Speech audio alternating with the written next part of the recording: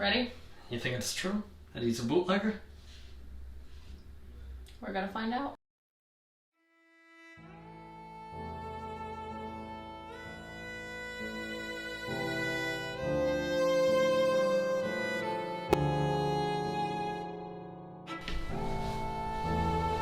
State your name for the record. Joseph Patrick Kennedy Sr. Is it true that you orchestrated a liquor bootlegging ring in the 1920s in direct violation of the National Prohibition Act? What have I ever done to make you treat me so disrespectfully? Hey everyone, I'm Gabbie Heinzelman. And I'm Travis Spangenberg. Welcome to Know Your Onions.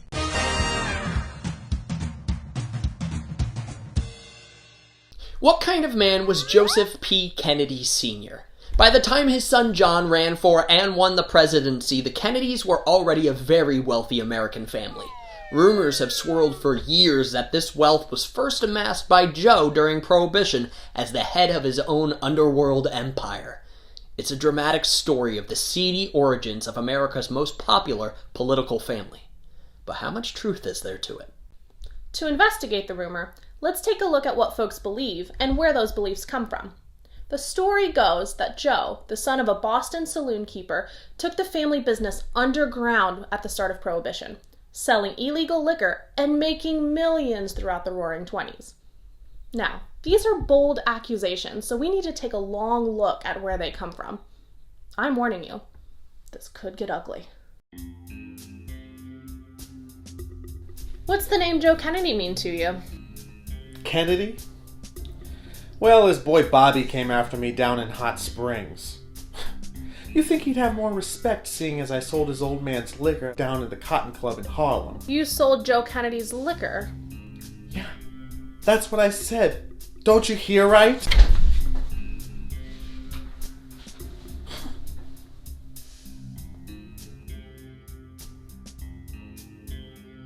And, who are you? Who are you? We're asking the questions here. What do you know about Joe Kennedy? Joe Kennedy. Not much. Besides, he helped my dad, Joe Bonanno, smuggle liquor into the country during Prohibition. Kennedy used to land at Sag Harbor in Long Island. Joe Bananas said that? Bonanno. Joe Bonanno. Let's get it right, pal. Mr. Costello, we heard you had dirt on Joe Kennedy and his operation during Prohibition. Kennedy?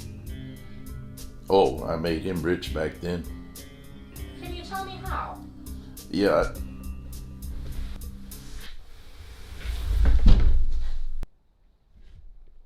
Mr. Costello?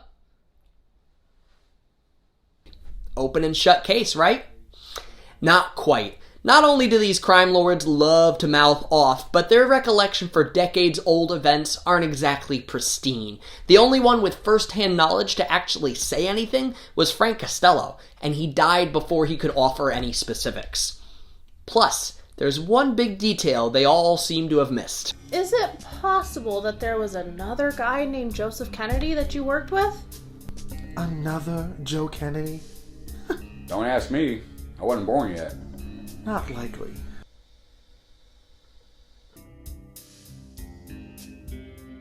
State your name for the record. Daniel Joseph Kennedy, but I go by Joseph. So, you're Joe Kennedy. That's correct. Were you involved in importing liquor into the United States during Prohibition? Yes, that's correct. Daniel Joseph Kennedy lived and worked out of Vancouver, Canada. His liquor company, Joseph Kennedy Limited, made a bunch of money during Prohibition importing liquor from Canada to the United States. The bottles that Oni Madden was serving at the Cotton Club may very well have said Joseph Kennedy on them, but he, and many others since, have incorrectly assumed that the Joseph Kennedy Limited bottles came from President Kennedy's dad. When John F. Kennedy ran for president in 1960, his opponent's team conducted extensive background research to dig up dirt on the Kennedys. If anybody knew about Joseph Kennedy's dealings, it would be them, right? Joe Kennedy? Yes, we found plenty about him during the campaign. What would you like to know? Was he involved in bootlegging? No. Nothing like that. Believe me, we would have used it against him. Wait. Is this being recorded? Yes. No comment. The Nixon campaign wasn't the only political force looking into the background of the Kennedys. Throughout his public career, Joe Kennedy held several high-profile government jobs, including chairman of the SEC and ambassador to the UK. He was thoroughly vetted by the US government, and had he any history in organized crime, J. Edgar Hoover's FBI not only would have found the evidence, they would have impeded his government service, and Hoover would have likely used it against him and publicly flaunted what he knew. The boring truth of it all is that beyond a few fuzzy recollections from aging gangsters decades after these events would have happened, there really isn't much compelling evidence about Joe Kennedy being a bootlegger. So, Joseph Kennedy Sr. was no bootlegger, but a perfectly law-abiding citizen. Not quite. Where do I start? I supplied my entire Harvard class reunion with a bunch of scotch. Roosevelt's kid and I got a bunch of contracts for gin and scotch, and we made millions. A lot of insider trading, when it was legal. You remember the stock market crash of 1929? Oh, I made a boatload of money off of that one by shorting stocks. Took over Hollywood for a while, got to knock knees with Gloria Swanson, nearly ruined her career. I cheered on and financially supported McCarthy when he perpetrated the Red Scare. I worked very hard to get the Brits to treat Hitler and the Nazis a little nicer. I could go on. Joseph P. Kennedy Sr. was a complex figure in American politics. His legacy through the lives and contributions of his children and grandchildren is alive and well today. But his business dealings and his acts as patriarch of the Kennedy family are rightfully controversial for reasons that have little or nothing to do with alcohol or bootlegging. So, until we find more evidence linking Joseph Kennedy and bootlegging, we'll just have to stick with the Capones and the Costellos for our illegal booze. I have one more thing. No. Just him.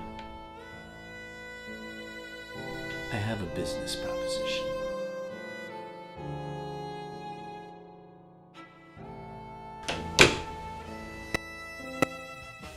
I also don't tip. I don't like Hamilton. I just don't care for it. I kick cats. I tell my friends the end of movies that they've never seen.